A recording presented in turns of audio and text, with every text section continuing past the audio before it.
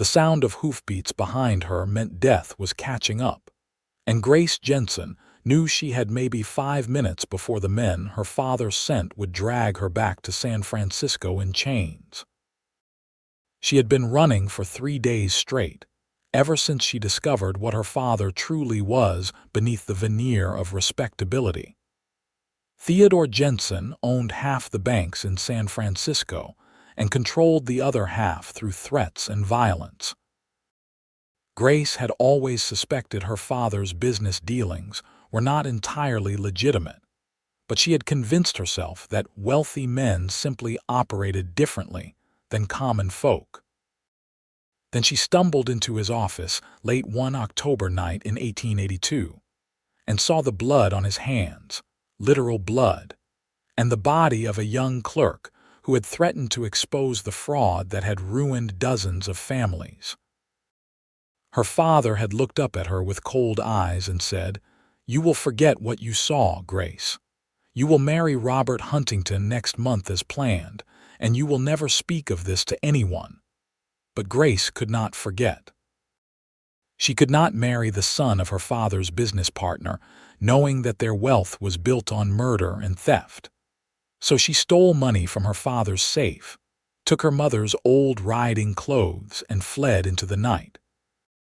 She headed east, away from the ocean, away from the fog-shrouded city where she had spent 22 years living a lie. Now the desert stretched before her like an endless tan ocean, and her stolen horse was faltering.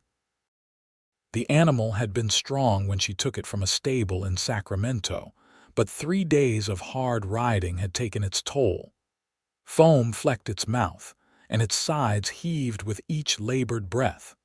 Grace's own body was not faring much better. Her lips were cracked and bleeding, her face burned raw by the sun, and her water canteen had been empty since yesterday morning. The hoofbeats behind her grew louder. She risked a glance over her shoulder and saw them, 3 riders pushing hard across the rocky terrain. They would catch her within minutes. Her horse stumbled, nearly throwing her, and she knew it was finished. The animal could not go another mile, let alone outrun fresh mounts.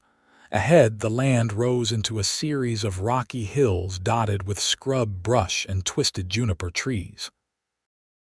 If she could reach that higher ground, maybe she could hide among the rocks. It was a desperate hope, but it was all she had. She urged her failing horse forward, leaning low over its neck, whispering apologies to the creature she was killing through her desperate flight. The horse made it another quarter-mile before its front legs buckled. Grace kicked free of the stirrups and hit the ground rolling, the impact knocking the air from her lungs.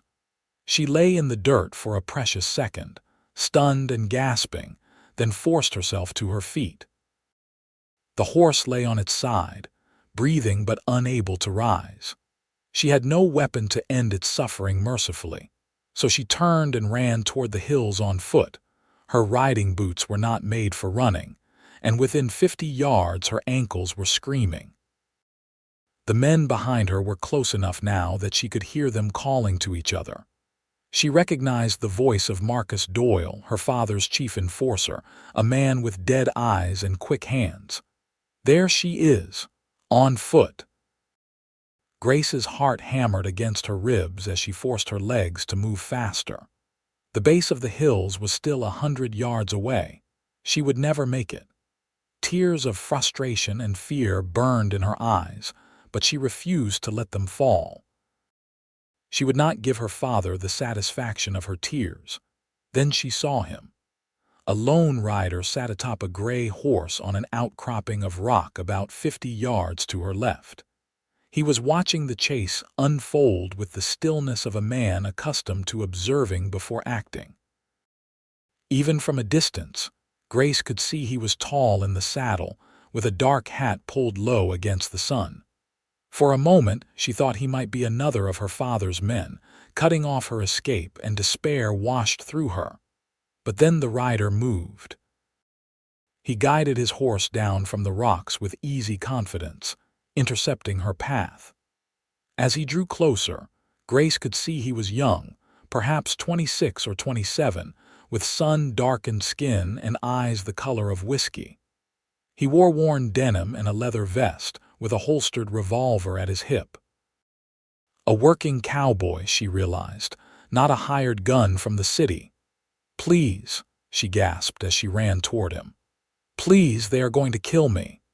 The cowboy's eyes moved from her to the three riders bearing down on them, and something in his expression hardened. He made his decision in the space of a heartbeat. He kicked his boot free of the left stirrup and extended his hand down to her. "Ride with me," he said, his voice low and steady. Grace did not hesitate. She grabbed his hand and he hauled her up behind him with surprising strength. She barely had time to wrap her arms around his waist before he spurred the gray horse into motion. The animal leaped forward, fresh and strong, and suddenly they were flying across the desert floor. "Hold tight," the cowboy said, and Grace pressed herself against his back, feeling the solid muscle beneath his shirt, smelling the scent of leather and sage and honest sweat. Behind them, Marcus Doyle shouted, "Stop! That woman is a thief and a runaway. Hand her over." The cowboy did not slow. Instead, he guided his horse toward a narrow canyon between two hills, a gap Grace had not noticed before. The gray horse surged through the opening, and suddenly they were in a maze of twisted passages between walls of red rock. The cowboy navigated the turns without hesitation, clearly familiar with this terrain. The sounds of pursuit began to fade as their pursuers struggled to follow through the confusing network of canyons. They rode for what felt like hours, but was probably only 30 minutes. Finally, the cowboy slowed the horse to a walk and then stopped in a small clearing surrounded by high walls. A spring bubbled up from between two rocks, feeding a small pool of clear water. It was an oasis in the desert, hidden and perfect. "We will rest here," the cowboy said. He swung down from the saddle and then helped Grace dismount. Her legs nearly buckled when her feet hit the ground, and he steadied her with a hand on her elbow. "You can drink. The water is good." Grace stumbled to the spring and fell to her knees beside it. She cupped her hands and drank deeply, the cool water like a miracle on her parched throat. She drank until her stomach ached, then splashed water on her face, washing away 3 days of dust and fear. When she finally looked up, the cowboy was tending to his horse, loosening the cinch and checking its hooves. He moved with the practiced efficiency of a man who had spent his life with horses. Grace watched him, her mind struggling to process what had just happened. "Why did you help me?" she finally asked. The cowboy glanced at her, his expression unreadable beneath the shadow of his hat. "Those men meant you harm, that was clear enough. But you do not know me. I could be exactly what they said, a thief." "Are you?" Grace hesitated. She had stolen money from her father, and she had stolen a horse. By the letter of the law, she was indeed a thief, but the truth was more complicated than that. "It is complicated," she said finally. The cowboy finished with his horse and turned to face her fully. In the shaded canyon, she could see him more clearly. He had a strong jaw shadowed with several days of stubble, and his eyes were intelligent and direct. There was a scar along his left cheekbone, a thin white line that spoke of violence survived. "My name is Jacob Dalton," he said. "I work for the Double R Ranch about 10 miles south of here. I was out checking on some strays when I saw you running." "Grace Jensen," she replied, then immediately regretted giving her real name. But something about this man made her want to be honest. "Well, Miss Jensen, those men will be searching these canyons for a while, but they will not find this place easily. We have a bit of time. Why do not you tell me the complicated truth, and I will decide what to do next?" Grace sat down on a smooth rock beside the spring. Her body ached with exhaustion, but her mind was racing. Could she trust this stranger? She had no choice, really. He held her life in his hands, so she told him. She told him about her father, about the murder she had witnessed, about the marriage she was being forced into. She told him about running, about the 3 days of terror and desperation. She left nothing out, watching Jacob's face for signs of disbelief or judgment. He listened without interrupting, his expression grave. When she finished, he was quiet for a long moment, staring at the spring. "Your father is Theodore Jensen, the banker," he finally said. "You have heard of him. Everyone in California has heard of him, rich as Croesus and meaner than a rattlesnake, or so the stories say." Jacob's jaw tightened. "My father lost his ranch to one of Jensen's banks about 5 years ago. Loan was called in early and there was nothing Pa could do. He died 6 months later. Heart gave out, but I always thought it was more the shame and anger that killed him." Grace felt her stomach twist. "I am so sorry. I did not know. I never knew what he was really doing." "You know now," Jacob said, his tone not unkind. "And you ran. That took courage. It was not courage, it was fear. Sometimes they are the same thing." Jacob stood and walked to his horse, pulling a canteen and a cloth-wrapped bundle from his saddlebag. He returned and offered them to her. "Eat. You look half-starved."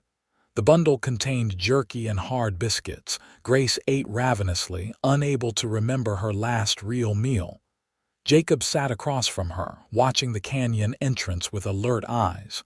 "What will you do with me?" Grace asked between bites. "What do you want to do?"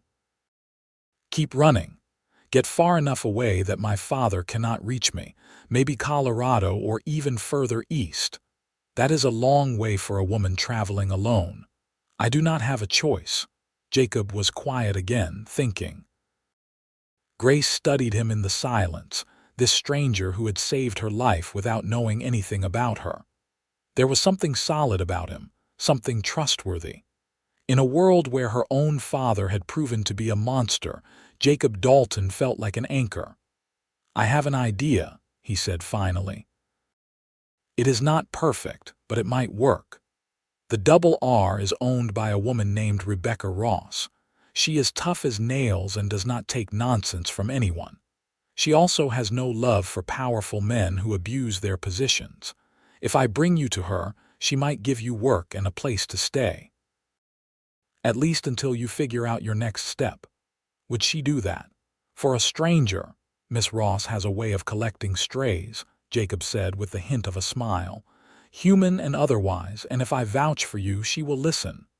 Hope flickered in Grace's chest, small but bright. "Why would you vouch for me? You just met me." Jacob met her eyes directly. "Because I believe you, and because no one should be forced to marry against their will or cover up murder. Those things are wrong, and I will not send you back to that." The simple conviction in his words made Grace's throat tighten with emotion. She had been surrounded by lies and corruption for so long that she had almost forgotten what honest conviction sounded like. "Thank you," she whispered. They rested for another hour, letting Jacob's horse recover from the hard ride. Grace dozed fitfully in the shade, exhaustion finally overtaking fear.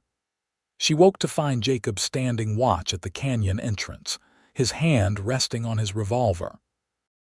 The sun had moved lower in the sky, painting the canyon walls with shades of orange and red. "We should move," he said when he noticed she was awake. "I want to reach the ranch before full dark." They rode together again, Grace behind Jacob on the gray horse. This time, the pace was easier, and Grace had time to notice details.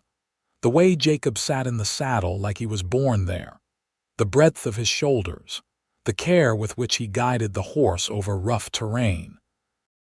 She found herself acutely aware of where her body pressed against his back, of the warmth of him even in the cooling evening air. She tried to focus on the landscape instead. The desert was giving way to slightly greener country, with more trees and actual grass in places. Mountains rose in the distance, purple against the darkening sky. It was beautiful in a harsh, unforgiving way, Nothing like the manicured parks of San Francisco. "Is it much further?" she asked after a while. "Another hour or so. We will come in from the north pasture." "What will you tell Miss Ross? The truth? Or most of it, anyway. She will want to hear it from you." Grace felt nervousness flutter in her stomach.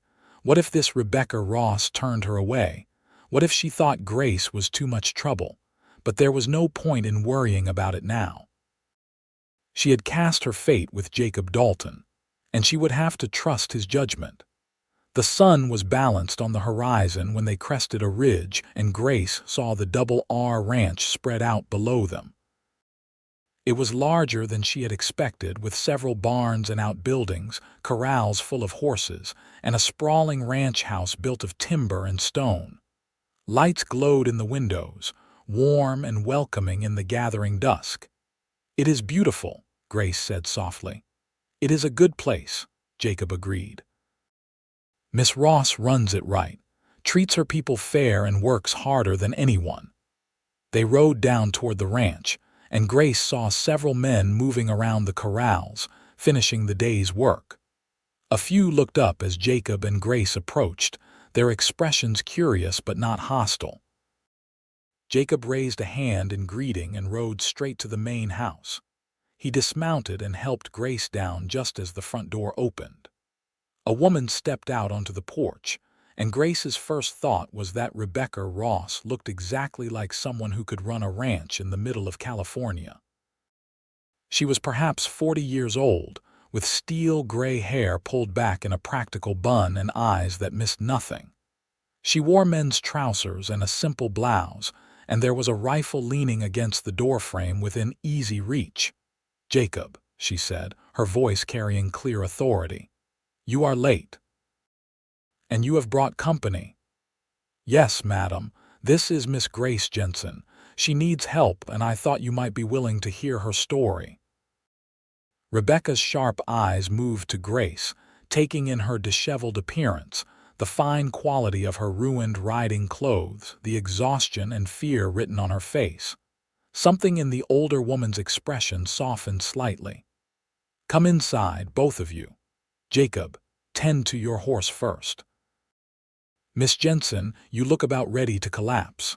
When did you last eat a proper meal?" "I do not remember," Grace admitted. "Thought so. Come on then." Grace followed Rebecca into the house, into a large kitchen that smelled of bread and coffee. Rebecca pointed to a chair at a wooden table scarred with years of use. "Sit. I will fix you something." Grace sat, grateful to be off her feet. She watched as Rebecca moved around the kitchen with brisk efficiency, slicing bread, pulling cold chicken from an icebox, pouring milk into a glass. Within minutes, a plate of food sat in front of Grace, and she had to resist the urge to fall on it like a starving animal. "Go ahead," Rebecca said, sitting across from her. "Eat. We will talk after." Grace ate more slowly this time, aware of Rebecca's assessing gaze. Jacob came in after a few minutes, having stabled his horse, and accepted a plate of his own with a nod of thanks. The three of them sat in the warm kitchen as darkness fell outside, and Grace felt something in her chest loosen slightly. Safety, she realized. For the first time in days, she felt safe. When Grace finally pushed her empty plate away, Rebecca poured coffee for all of them and settled back in her chair. "Now then," she said, "tell me what brings Theodore Jensen's daughter to my ranch." Grace's eyes widened. "How did you know?" "I saw you once, about 3 years ago, at some fancy social event in Sacramento. You were wearing a blue dress and looked thoroughly miserable. I remember thinking that Theodore Jensen's daughter seemed like she would rather be anywhere else. Was I right?" "Yes," Grace said. "I have always hated those events, but I never imagined you would remember me." "I remember most things," Rebecca said. "Now, I am guessing you did not leave your father's house on good terms. Am I right about that too?" So Grace told her story again, and Rebecca listened with the same focused attention Jacob had shown. When Grace finished, Rebecca was quiet for a moment, her fingers drumming thoughtfully on the table. "Your father is a powerful man," she said finally. "If he wants you back badly enough, he will send more men, better men than the 3 who chased you today." "I know," Grace said. "That is why I need to keep moving. I should not have let Jacob bring me here. I am putting you at risk." "I did not say I would not help you," Rebecca said sharply. "I said your father is powerful. There is a difference. Jacob was right to bring you here. The question is what we do next. If I could work for a few weeks, earn enough money for a ticket east, I will leave and not trouble you further." Rebecca shook her head. "Running is not always the answer. Sometimes you have to stand and fight. Fight against my father. He controls half of California." "Not this half," Rebecca said with a thin smile. "Listen, Miss Jensen, I have been running this ranch for 15 years, ever since my husband died and left it to me. In that time, I have dealt with rustlers, corrupt sheriffs, business partners who thought a woman could not possibly manage property, and more problems than I can count. I have learned that powerful men only stay powerful if everyone is too afraid to stand up to them." "What are you suggesting?" Jacob asked. "I am suggesting that Miss Jensen stays here, works like everyone else, and we see what happens. If her father's men come looking, we tell them we have not seen her. If they push, we push back. This ranch is too far from San Francisco for Theodore Jensen to easily control, and I have friends in the territorial government who owe me favors." Grace stared at her. "You would do that? Risk your ranch for me?" "I am not doing it just for you," Rebecca said bluntly. "I am doing it because men like your father need to learn they cannot have everything they want, and because every woman who stands up to a bully makes it easier for the next one to do the same." Jacob was grinning. "I knew you would say something like that, Miss Ross." "You know me too well, Jacob." Rebecca turned back to Grace. "So, Miss Jensen, what do you say? Are you willing to work? This is not a charity house. If you stay, you will earn your keep." "I can work," Grace said, though she had no idea if that was true. She had never done manual labor in her life, but she was willing to learn. "And please call me Grace." "Grace it is. You can call me Rebecca or Miss Ross if you prefer to be formal." Rebecca stood, all business now. "Jacob, show her to the spare room in the bunkhouse. She can clean up and get some rest. Tomorrow we will figure out what she can do to make herself useful around here." Jacob nodded and stood as well. Grace followed suit, her legs protesting after so much riding. "Thank you," she said to Rebecca. "You will not regret this." "We will see," Rebecca said, but her expression was not unkind. "Get some rest, Grace. You look like you need it." Jacob led Grace out of the main house and across the yard to a long, low building that housed the ranch hands. Most of the men were inside now, and Grace could hear the murmur of conversation and occasional laughter through the walls. Jacob took her to a small room at the end of the building, separate from the main bunkhouse. "This is usually for visitors or temporary workers," he explained. "It is not much, but it is private." The room contained a narrow bed, a washstand with a chipped basin and pitcher, and a few hooks on the wall for hanging clothes. A single window looked out toward the mountains. To Grace, who had expected to be sleeping in the dirt or not at all, it looked like a palace. "It is perfect," she said.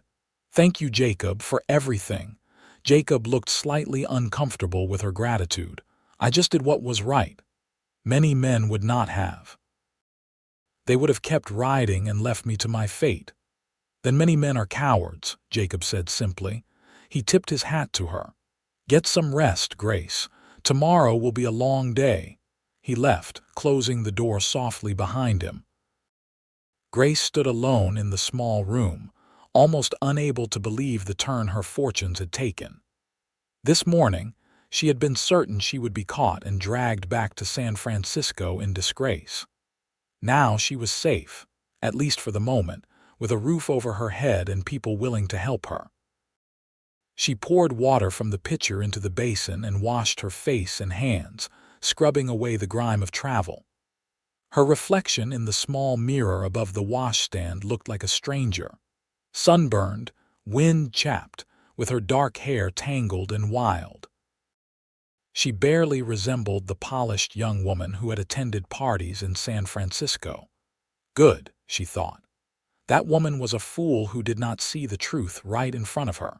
She lay down on the narrow bed without even removing her boots, too exhausted to care. Sleep claimed her almost instantly, pulling her down into darkness without dreams. Grace woke to the sound of a rooster crowing and pale dawn light filtering through the window. For a moment, she was disoriented, unsure where she was. Then memory rushed back, and she sat up quickly, her heart pounding. But there were no sounds of pursuit, no angry voices demanding her surrender. Just the peaceful morning sounds of a ranch waking up. Horses nickering, men's voices calling to each other, the clang of metal on metal from the direction of the blacksmith's forge. She stood and tried to do something with her appearance, smoothing her hopelessly wrinkled clothes and braiding her tangled hair. She needed new clothes, she realized. Her riding habit, while of good quality, was torn in several places and stained beyond repair. There was a knock at the door, and a female voice called, "Miss Jensen, it is Maria. Miss Ross sent me to bring you to breakfast." Grace opened the door to find a young Mexican woman about her own age, with kind eyes and a friendly smile. She carried a bundle of cloth in her arms. "Good morning," Maria said. "Miss Ross thought you might need these. They are not fancy, but they are clean and practical." She handed Grace the bundle, which turned out to be 2 simple cotton dresses, a pair of work boots, and some undergarments. "Thank you," Grace said, overwhelmed by the kindness. "Please tell Miss Ross I am very grateful. You can tell her yourself at breakfast. Come to the main house when you are ready." Maria left, and Grace quickly changed into one of the dresses.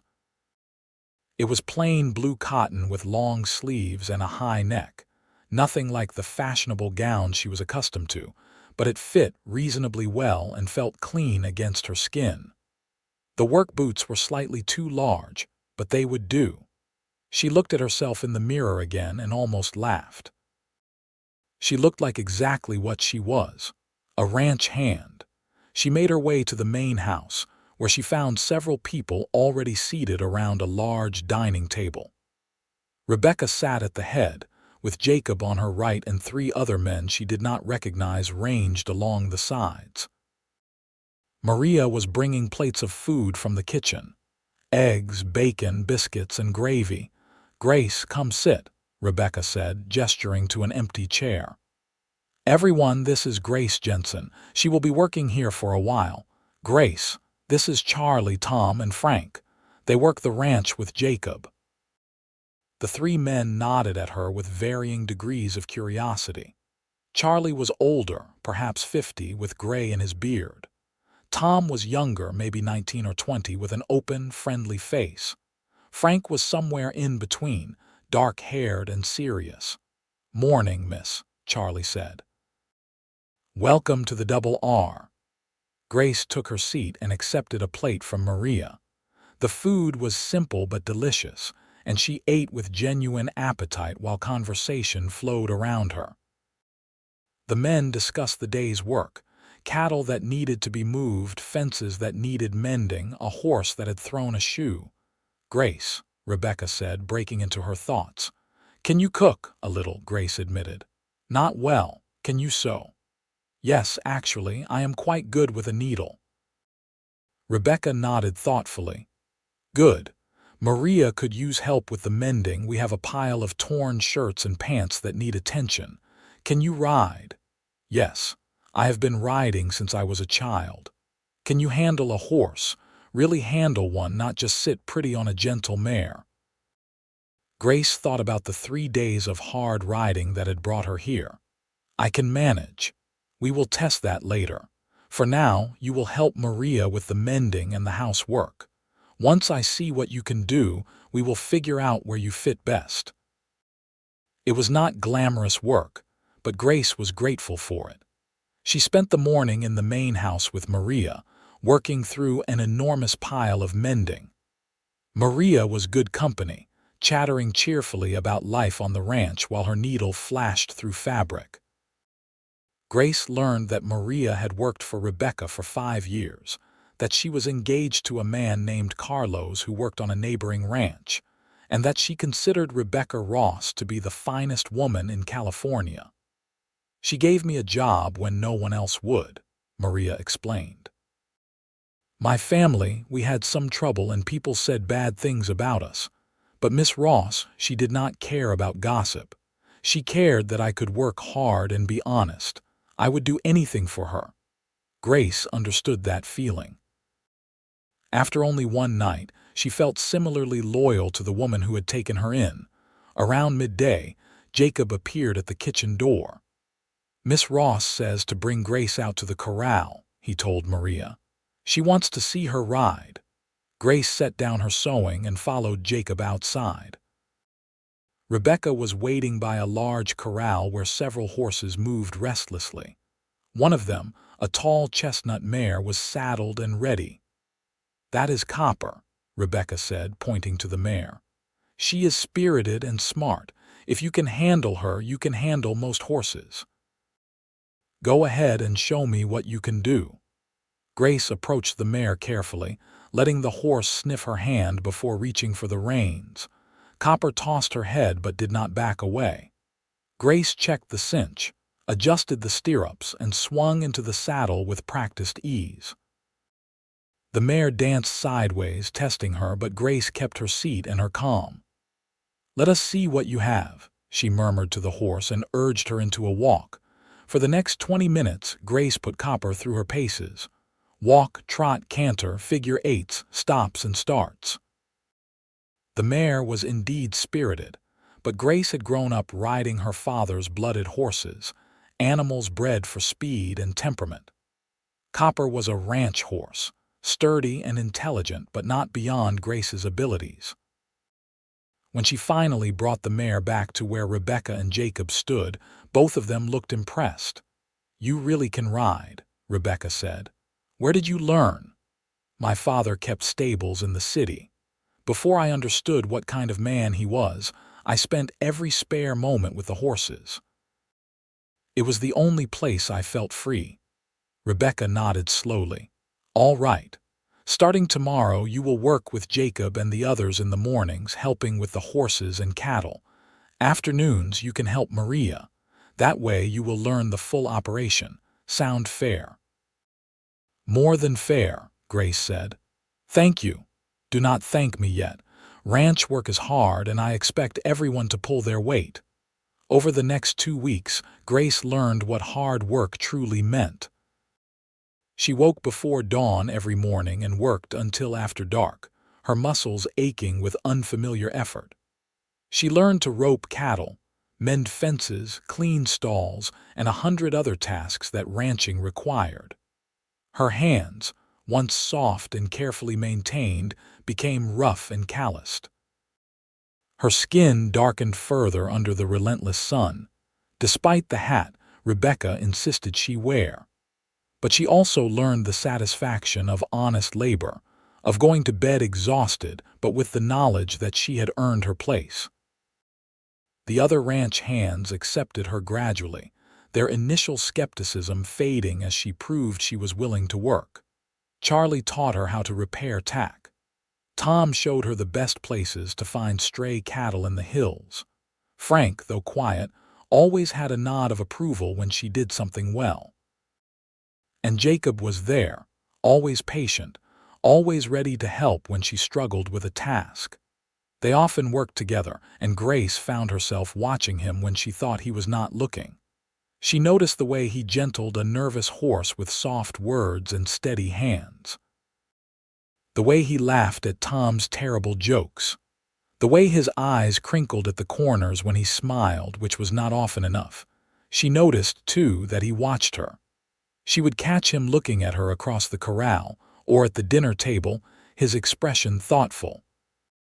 When their hands touched while passing a tool or a rope, she felt a spark of something that made her breath catch. One evening, about 3 weeks after her arrival, Grace was brushing down copper in the barn when Jacob appeared in the doorway. "You have got a good hand with her," he said, leaning against the doorframe. "She does not warm up to many people that quick." "She is a good horse," Grace replied, running the brush along Copper's flank. "She just needs to be treated with respect." Jacob moved into the barn, coming to stand on the other side of the horse. "You have settled in well here. Miss Ross is impressed, though she would not say it directly. Everyone has been kind, much kinder than I deserve." "Why do you say that?" Grace paused in her brushing. "Because I brought trouble to your door. My father's men could show up any day. They have not so far, but they could." Jacob moved around Copper to stand closer to Grace. In the dim light of the barn, his eyes were very dark. "Grace, do you ever regret running? Do you wish you had stayed and married that man your father chose?" "Never," Grace said fiercely. "I would rather die than live that lie." "Good." Jacob reached out and gently took the brush from her hand, setting it aside. "Because I am glad you ran. I am glad I found you that day in the desert. And I would not change it, even if trouble comes." Grace's heart was beating very fast. "Jacob, I know it has only been a few weeks," he said, his voice low. "And I know you have been through hell and maybe this is not the right time, but I need you to know that I care about you, Grace. More than I should, probably. More than is wise, but I cannot help it." Grace stared at him, her breath caught somewhere in her throat. She had been trying not to think about the feelings that had been growing in her chest. The way her day felt brighter when Jacob was near. The way she looked for him first, whenever she entered a room. She had told herself it was just gratitude, just the natural attachment to someone who had saved her life. But she knew it was more than that. "I care about you too," she whispered. "But Jacob, I am still running. I do not know what my future holds." "It would not be fair to you," he stopped her words by cupping her face gently in his calloused hands. "Let me decide what is fair to me. Grace, I am not asking you to make any promises. I am just asking you to let this be real, whatever this is." Then he kissed her, and Grace felt the world tilt and resettle into a new configuration. His lips were gentle but sure, and she leaned into him, her hands coming up to grip his shoulders. He tasted like coffee and dust and something indefinably him, and Grace thought she could happily drown in this feeling. When they finally broke apart, both breathing hard, Jacob rested his forehead against hers.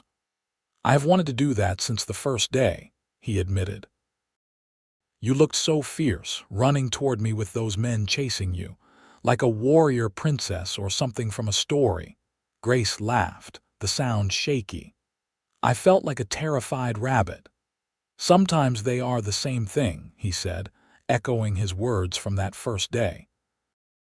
They stood there in the warm barn, wrapped in each other's arms as the horses shifted quietly in their stalls and the evening deepened outside. Grace felt something unfurl in her chest, something that might have been hope. But hope, as she was about to learn, could be a dangerous thing. 2 days later, 3 men rode up to the Double R Ranch just before noon. Grace saw them from the corral where she was working with a yearling colt, and her blood turned to ice. She recognized the man in front, Marcus Doyle, her father's enforcer. He had found her. Grace turned and ran toward the main house, her heart hammering. She burst through the kitchen door to find Rebecca and Maria preparing lunch. "They are here," Grace gasped. "My father's men." Rebecca's expression hardened. "Maria, get Jacob and the others, quietly. Grace, stay inside." But Grace shook her head. "This is my fight, Rebecca. I will not hide while you face them. Do not be foolish, please. I need to do this." Rebecca looked at her for a long moment, then nodded curtly. "Fine, but stay behind me." They walked out onto the front porch together, Maria slipping away to alert the men. Marcus Doyle and his two companions had stopped in front of the house, still mounted. Up close, Doyle looked exactly as Grace remembered, cold-eyed and dangerous with a gun worn low on his hip. "Miss Jensen," Doyle said, touching the brim of his hat in mock courtesy, "your father has been very worried about you." "I doubt that," Grace said, pleased that her voice did not shake. "He is worried about what I might tell people, not about me." "Come now, that is no way to talk about your father. He just wants you home safe." "I am safe here." Doyle's eyes moved to Rebecca. "And you must be the woman foolish enough to harbor a runaway. Do you know who Theodore Jensen is? What he could do to you and your little ranch here?" "I know who he is," Rebecca said calmly. "And I am not impressed. Grace is staying here of her own free will, and I am not going to force her to leave." "Then you are interfering in family business, madam. I would advise you to reconsider." "I would advise you to leave my property," Rebecca countered, "before I have you removed." Doyle laughed, and it was an ugly sound. "You and what army? I see a few ranch hands, an old woman, and a runaway girl. We will just take Miss Jensen and be on our way." He dismounted and started toward the porch. That was when Jacob appeared from around the side of the house, his revolver drawn and pointed steadily at Doyle. "The lady asked you to leave," Jacob said quietly. Doyle stopped, his hand moving toward his own gun. But before he could draw, Charlie, Tom, and Frank emerged from the barn, all armed. Maria stood in the kitchen doorway with a rifle.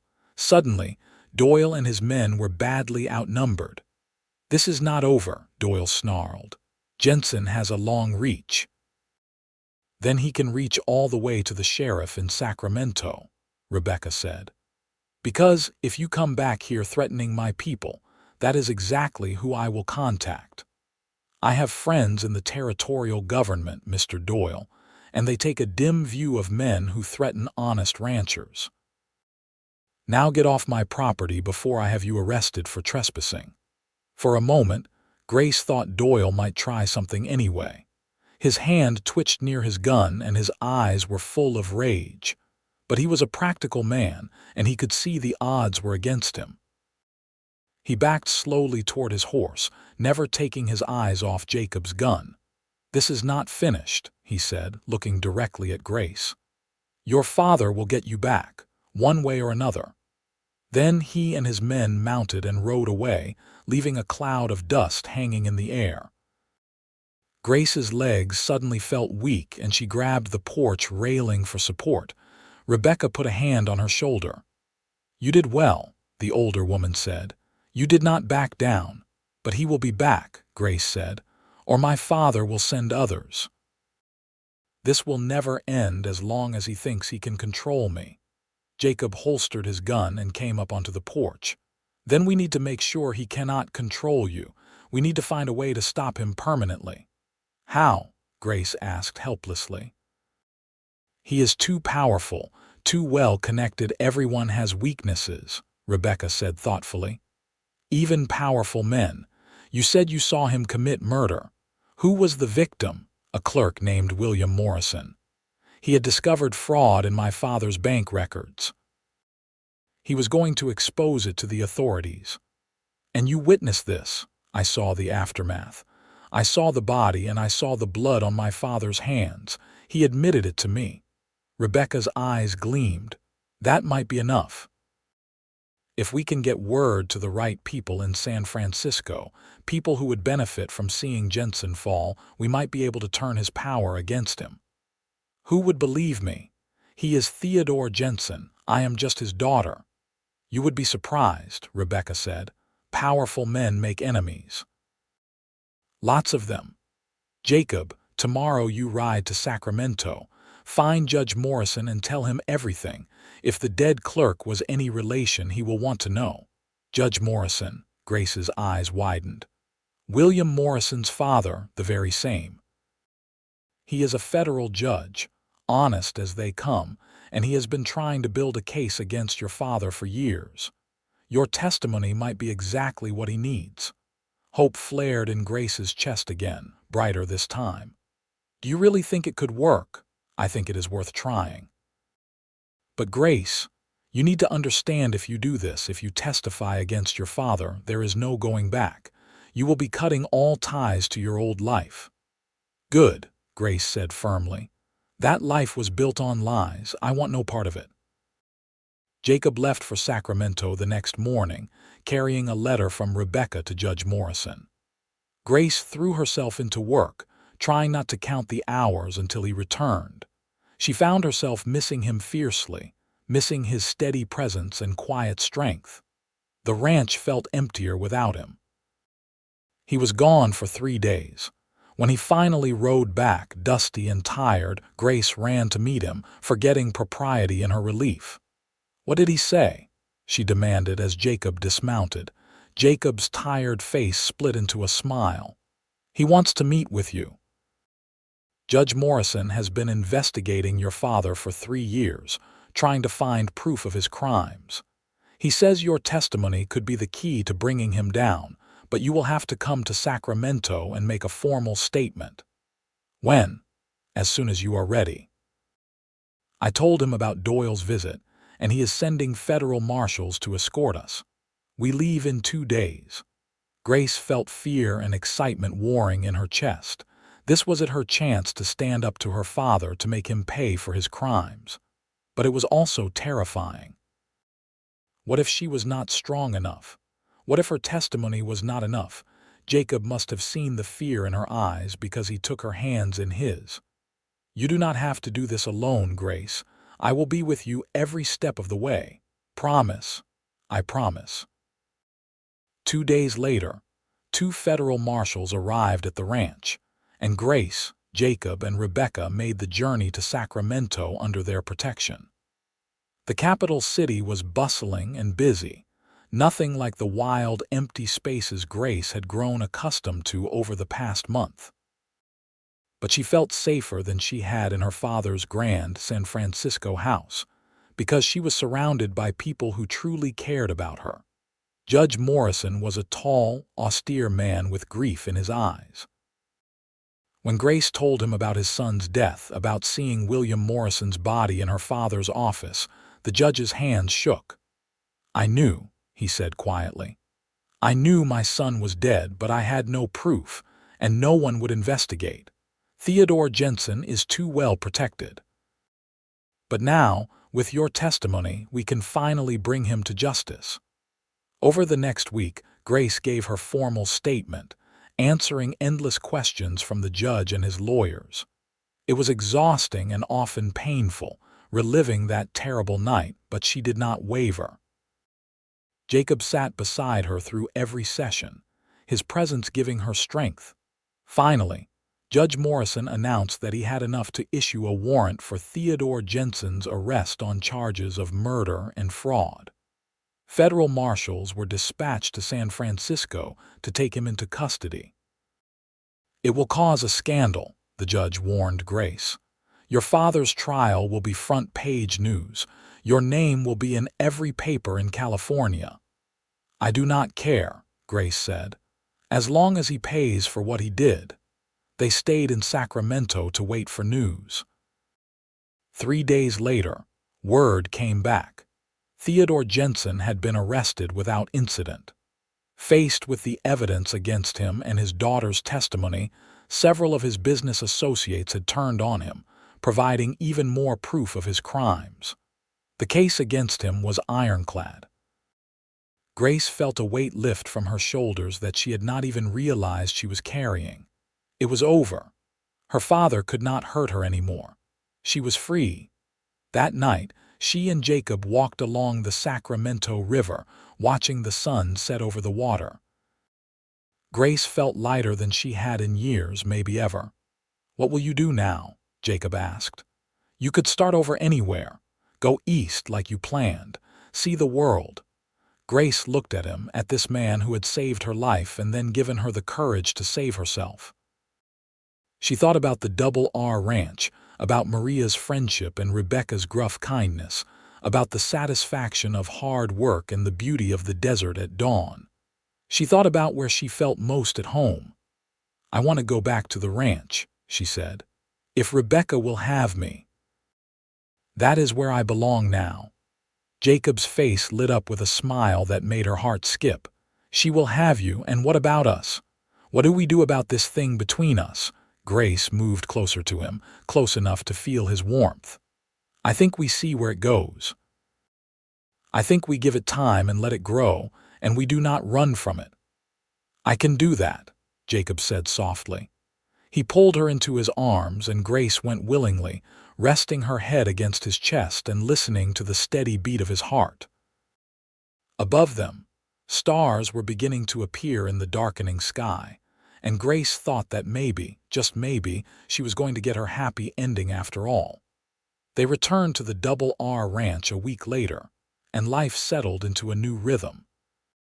Grace worked alongside Jacob and the others, her skills improving daily.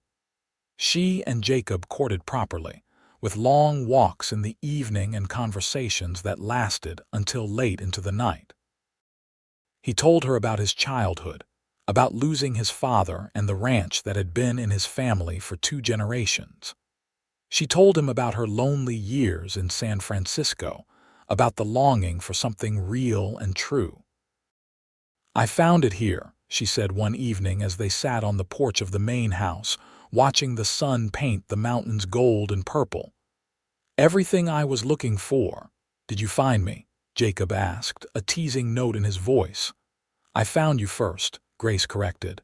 "Everything else came after." As autumn turned to winter, news came from San Francisco that Theodore Jensen had been convicted and sentenced to 20 years in prison. Several of his business partners faced similar charges. The Jensen empire had collapsed, and the money he had stolen was being returned to his victims where possible. Grace felt a pang of sadness for the father she had thought she knew, but mostly she felt relief. The chapter of her life was closed. She could move forward without fear. On a cold December evening, Rebecca called Grace into her office in the main house. The older woman looked uncharacteristically nervous, shuffling papers on her desk without meeting Grace's eyes. "I have been thinking," Rebecca finally said, "about the future of this ranch. I am not getting any younger, and I need to start planning for what happens when I am gone. Rebecca, you are as strong as an ox. You will outlive us all. Maybe, but I still need to plan. Grace, you have proven yourself here. You work hard, you are smart, and the men respect you. I would like to make you a partner in the ranch, a real partner with a legal stake in the operation." Grace stared at her, speechless. "Rebecca, I cannot accept that. It is too much." "It is exactly right," Rebecca said firmly. "I have no children of my own. Maria is getting married next spring and will likely start her own family. But you, Grace, you belong here. And if things keep going the way they are with Jacob, you will be here for a long time. I want to make sure you have security, that you have a real stake in this place you are building." Tears stung Grace's eyes. "I do not know what to say." "Say yes. Then we will draw up the papers and make it legal." "Yes," Grace whispered. "Thank you for everything." Rebecca stood and came around the desk to embrace her, something she had never done before. "Thank you for reminding me why I do this, for reminding me that good people exist and that standing up for what is right matters." That Christmas was the happiest Grace had ever known.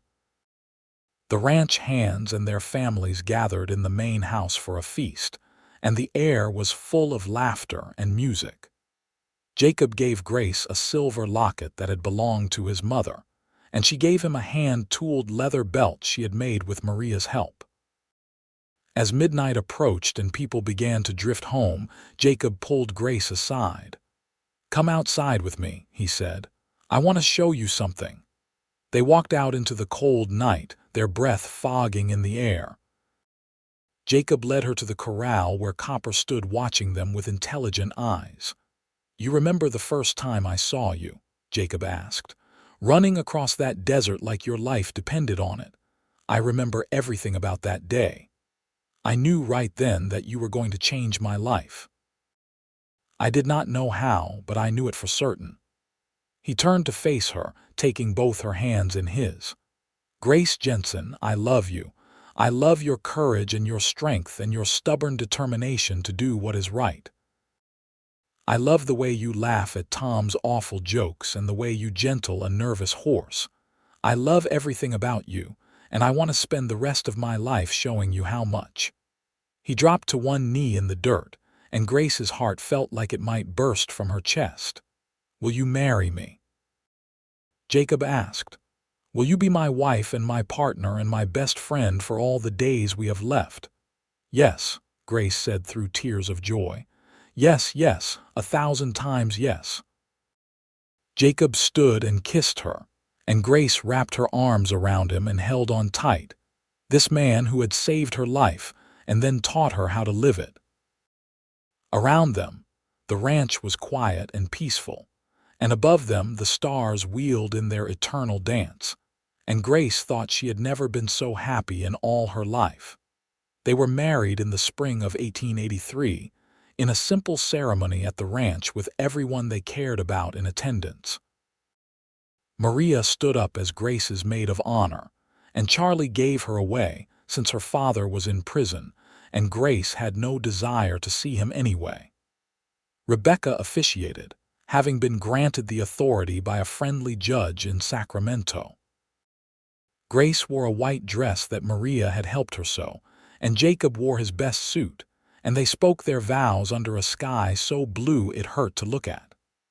"I promise to love you and honor you and stand beside you," Grace said, her voice strong and clear. "I promise to be your partner in all things, in work and in life. I promise to never run from the truth, no matter how hard it is. I promise to protect you and cherish you and make you laugh," Jacob said. "I promise to build a life with you that is worth living, full of honesty and hard work and love. I promise to always offer you my hand and my heart, just like I did that first day in the desert." They exchanged simple gold bands, and when Rebecca pronounced them husband and wife, the assembled crowd cheered. Jacob kissed Grace thoroughly, and she kissed him back, tasting joy and promise and the future they would build together. The next few years were busy and happy. Grace and Jacob built a small house on a corner of the ranch property, a home of their own where they could start their life together.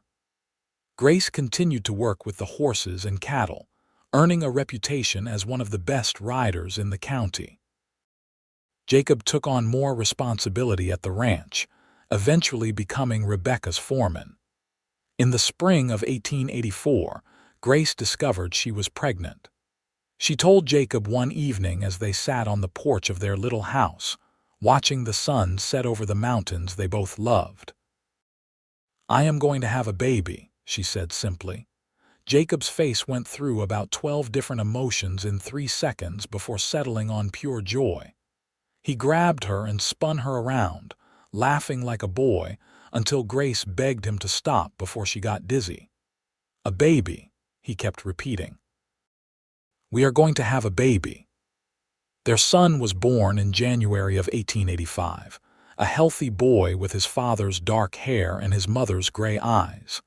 They named him William, after Judge Morrison's son, the young man whose death had ultimately brought Theodore Jensen to justice. Grace held her baby boy in her arms and felt a fierce protective love wash over her. This child would grow up knowing only truth and love. He would never have to wonder if the people around him were honest.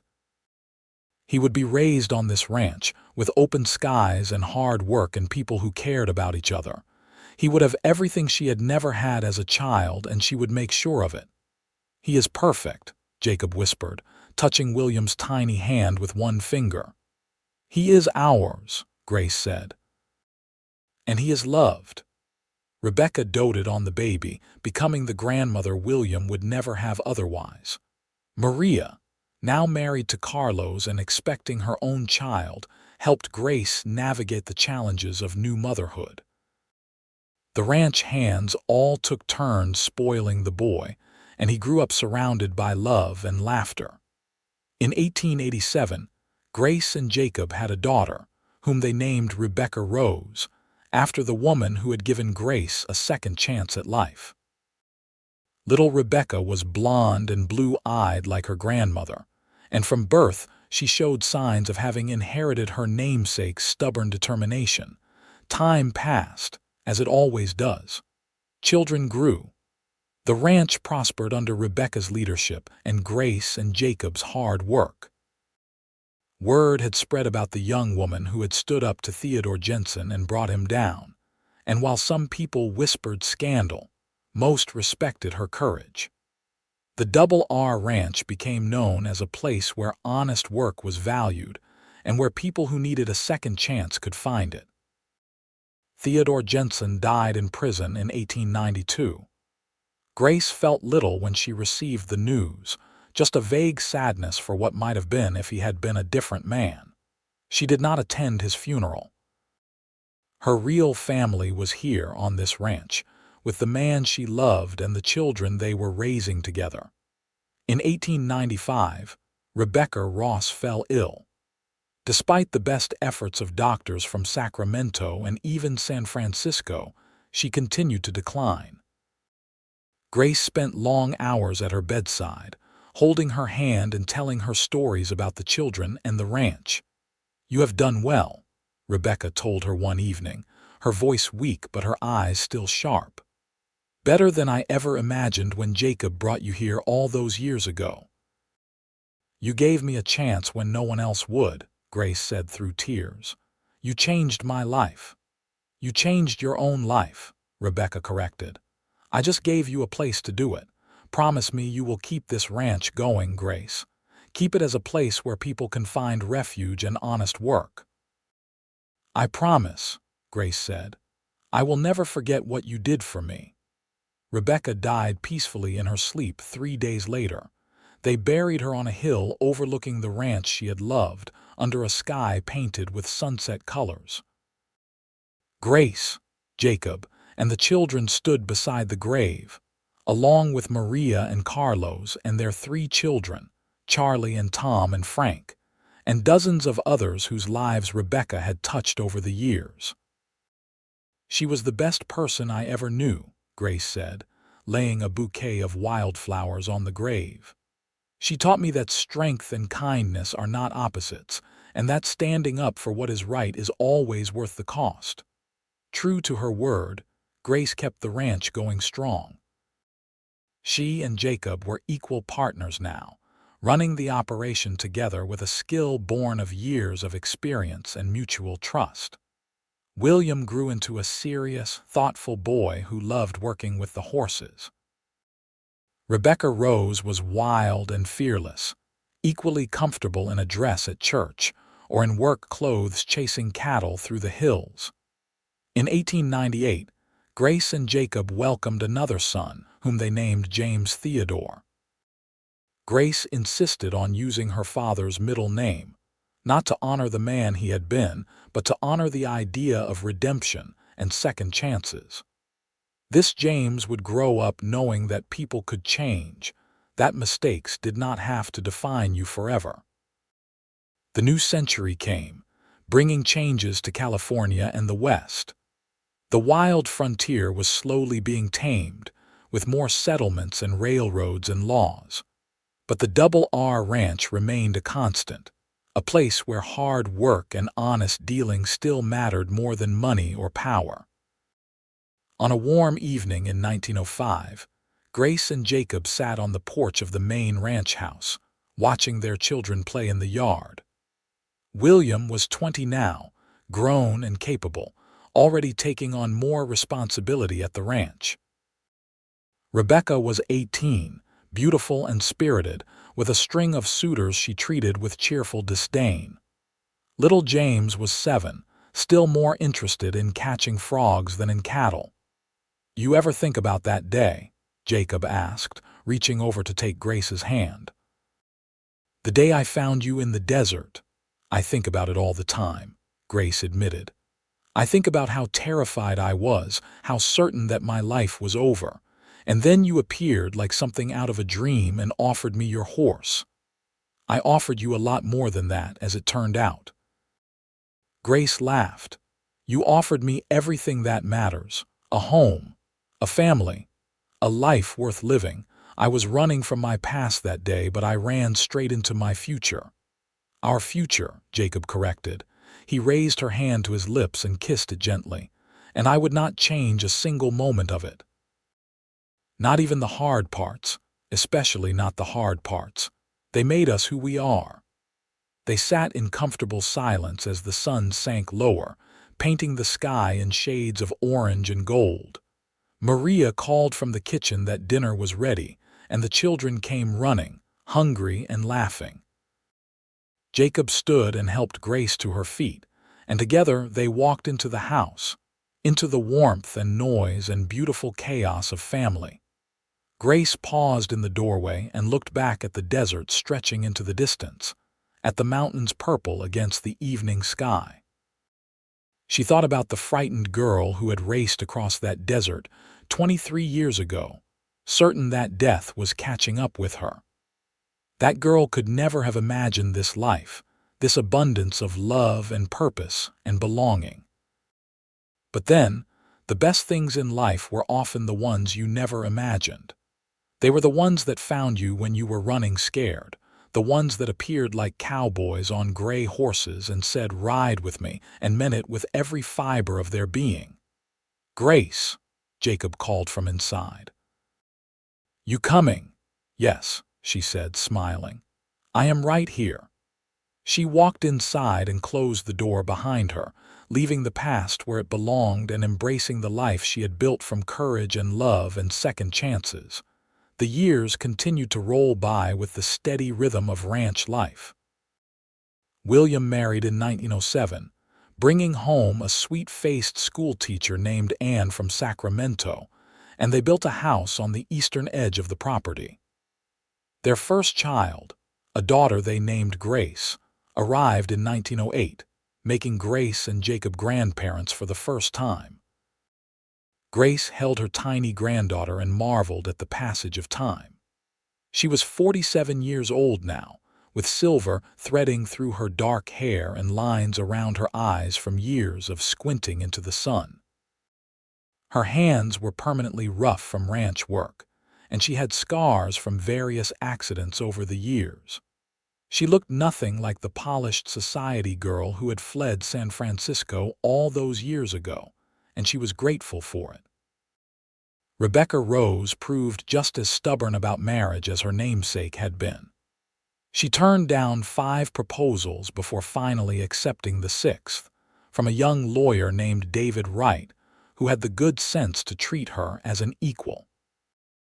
They married in 1909 and moved to Sacramento, where David practiced law and Rebecca became involved in the movement for women's suffrage, fighting for the right to vote with the same determination she had shown chasing cattle as a girl.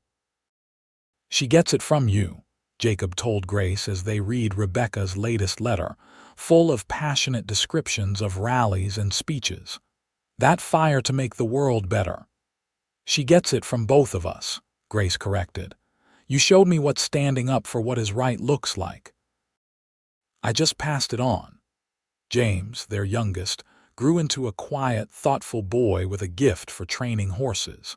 By his teenage years, people were coming from all over California to buy horses trained by James Dalton, and he took quiet pride in his growing reputation.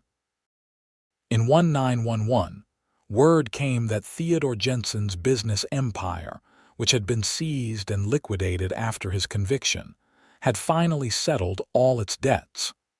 A lawyer appeared at the ranch with documents for Grace to sign.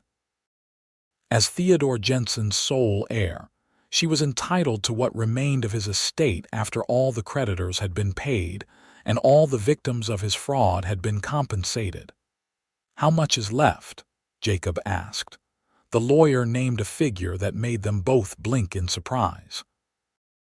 It was not the fortune Theodore had once commanded, but it was substantial. "What do you want to do with it?" Jacob asked Grace later, after the lawyer had left. Grace did not hesitate. "I want to use it to help people who are running from bad situations the way I was, women especially.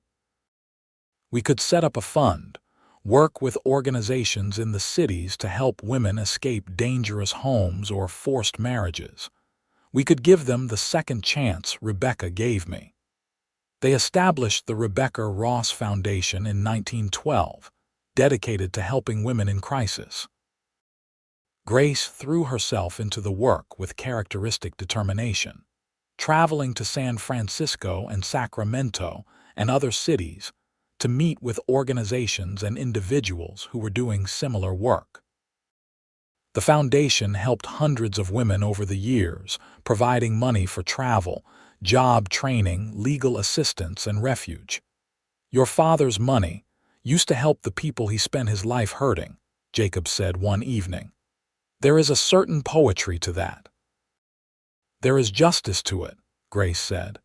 "He took so much from so many people. At least this way some good comes from the wreckage he left behind." The year 1918 brought the Spanish influenza pandemic, and the ranch did not escape unscathed.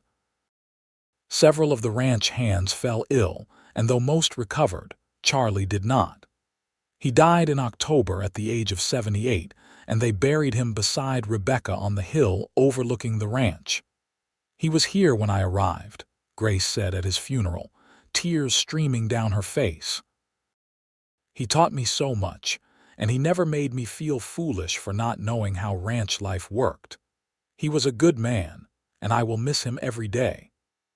Tom, now in his 50s and serving as foreman, stepped up to fill Charlie's role, helping to train new ranch hands. Frank, who had married one of Maria's cousins, was still working the ranch as well, though arthritis was beginning to slow him down. The next generation was taking over, William and James working alongside the children of other long-time ranch hands, maintaining the traditions Rebecca had established decades ago. In 1920, women finally won the right to vote, and Rebecca Rose came home for a celebration. She was 33 now, with 2 children of her own and a successful law practice alongside her husband. But that evening, she was just Grace's little girl again, wild-haired and passionate, dancing around the ranch house with her mother and laughing like they were both young again. "We did it, Mama," Rebecca said, hugging Grace tight.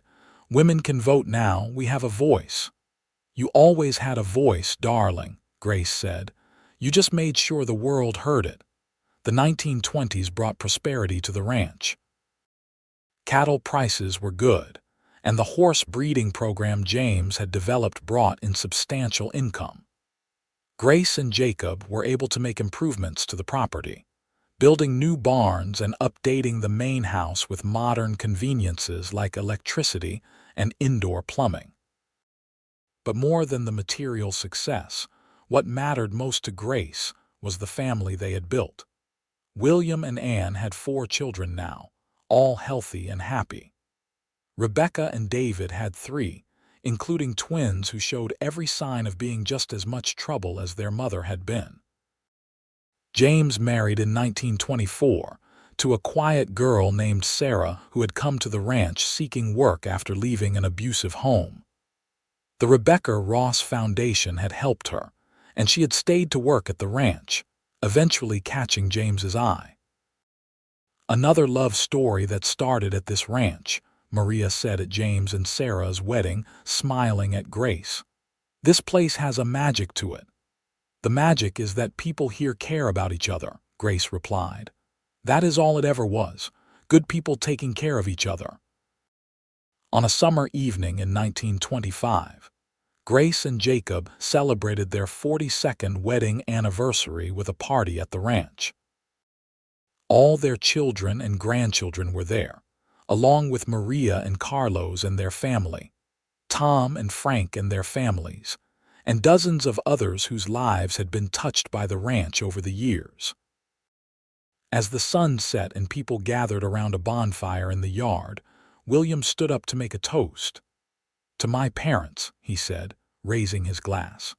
who taught me that family is not just about blood, but about love and loyalty and showing up for each other every single day, who built something here that will last for generations, who showed me what it means to live with integrity and courage. To Grace and Jacob, everyone choroed, raising their glasses.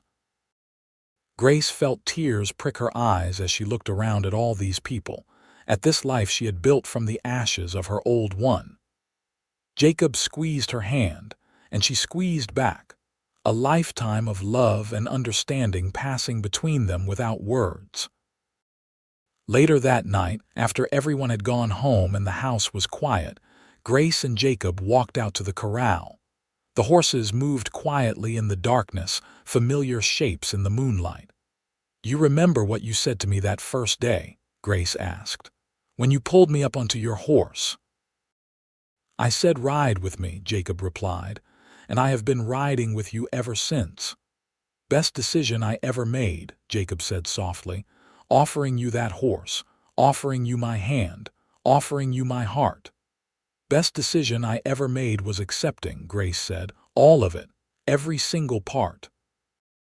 They stood together in the warm night, the desert wind soft against their faces, the stars bright overhead.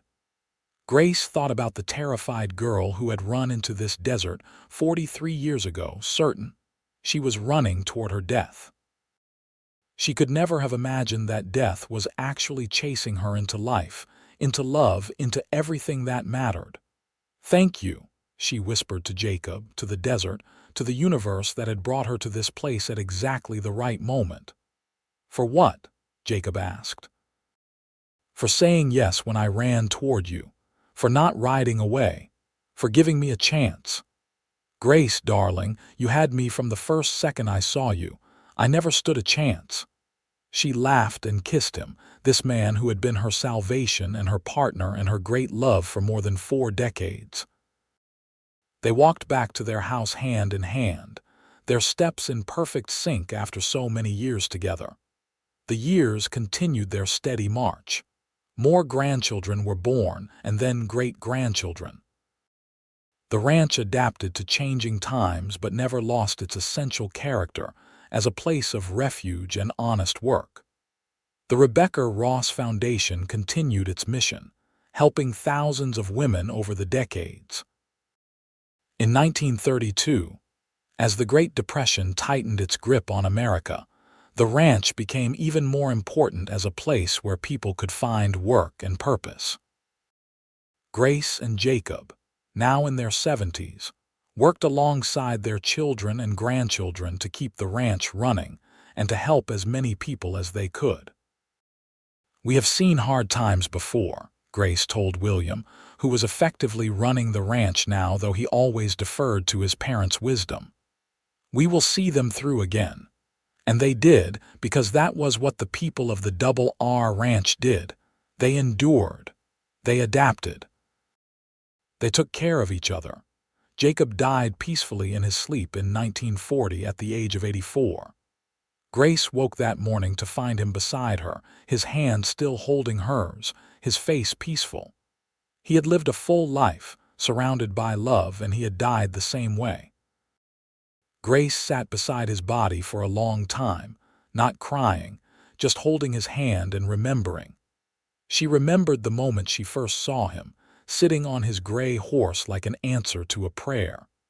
She remembered the feel of his hand hauling her up to safety. She remembered their first kiss in the barn, and their wedding day and the birth of each of their children. She remembered 1,000 small moments, his laugh, his quiet strength, the way he looked at her like she was the most important thing in his world. "Thank you," she whispered to him one last time, "for everything. For saving my life and then making it worth living. I love you. I will always love you." They buried Jacob beside Rebecca and Charlie on the hill, under the same vast sky he had loved. The funeral was attended by hundreds of people whose lives he had touched. Grace stood strong through the service, accepting condolences with grace, but that night in their empty house, she finally wept. Maria found her there and sat beside her, holding her hand the way Grace had once held Rebecca's. "I do not know how to be without him," Grace admitted. "He was my life for 57 years. "He is still your life," Maria said gently. "He is in your children and grandchildren. He is in this ranch and everything you built together. He is in your heart, Grace, and he always will be." Grace lived for another 12 years, continuing to work on the ranch and with the foundation until her health would not allow it anymore. She saw her great-grandchildren grow, saw the ranch continue to prosper under William's careful stewardship, saw the world change in ways she could never have imagined as a girl. On a spring morning in 1952, Grace woke in the same house she and Jacob had built together so many years ago. She was 92 years old and she was tired, but she was also content. She had lived a full life, a good life, a life that mattered. Rebecca Rose came to visit that morning, bringing her own granddaughter, a bright-eyed girl named Grace who was 15 years old, and already showing signs of the same determination her great-grandmother and namesake had always possessed. "Tell me the story again, great-grandma," young Grace asked. "About how you and great-grandpa met." And so Grace told the story one more time, about running through the desert with death on her heels, about the cowboy who appeared like a miracle and offered his horse, about the love that had sustained her through 7 decades of life. "And he really just pulled you up and rode away with you?" young Grace asked, her eyes wide. "He did," Grace confirmed. "He said ride with me, and I did, and we never stopped riding together until the day he died." "That is the most romantic thing I have ever heard," the girl said. "It was not just romantic," Grace said softly. "It was real. That is what made it matter. We built a real life together, full of hard work and hard times and more joy than I ever thought possible. Romance is easy when everything is perfect. The real test is whether you can ride together through the difficult parts too." "And you did," young Grace said. "We did. We absolutely did." Grace died peacefully that night in her sleep, just like Jacob had. She was buried beside him on the hill, the two of them together again after 12 years apart. The funeral was one of the largest the county had ever seen, with people coming from all over California to pay their respects to the woman who had made such a difference in so many lives. William stood at the gravesite and spoke about his mother with tears streaming down his face. "My mother taught me that courage is not about never being afraid," he said. "It is about being terrified and moving forward anyway. She was running for her life when my father found her, but she did not let fear define her. She let love define her instead. She let compassion and justice and hard work define her.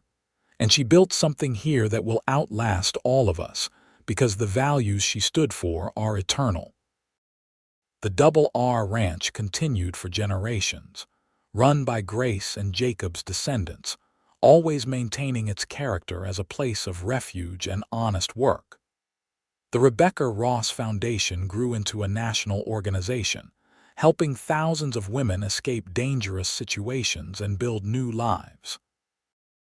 And on that hill overlooking the ranch, 4 graves stood side by side: Rebecca Ross, Charlie, Jacob Dalton, and Grace Jensen Dalton.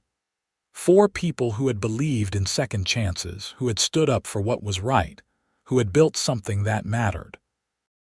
The desert wind blew softly over the graves, carrying the scent of sage and dust and possibility. And somewhere in that wind was the echo of hoofbeats, of a cowboy offering his hand to a frightened girl, of 2 souls finding each other at exactly the right moment and choosing to ride together into whatever came next. It was a love story, yes. But more than that, it was a story about courage and redemption, and the families we build and the lives we create when we choose love over fear, connection over isolation, honesty over lies. It was a story about how the past does not have to define us, and how sometimes the most terrifying moments of our lives are actually the doorways to everything we have ever wanted. Grace Jensen ran into that desert thinking her life was over. Instead, she ran straight into the life she was always meant to live, with the man she was always meant to love, in the place she was always meant to call home. And that, in the end, was all that mattered.